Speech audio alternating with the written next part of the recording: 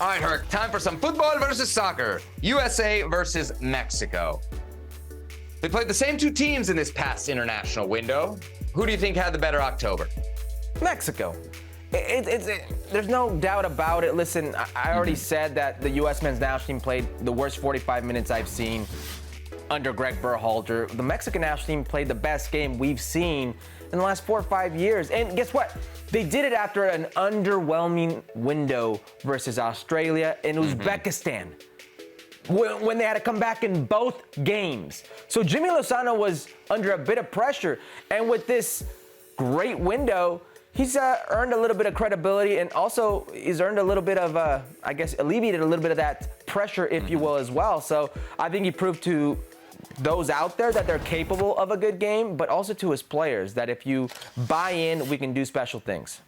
Yeah. I think Mexico had the better window. Like, if you were a Mexico fan, you're leaving this window much more confident than you came in. And if you're a U.S. fan, you're probably leaving it a little less confident than you came in based on their performance against Germany. A lot of that just has to do with where these two programs are. You mentioned the September window. That was 2 games, and while there were some highlights in those games, there were no victories. So just tasting victory, even if it was unimpressive against Ghana 2-0, and even if it was on turf, is valuable.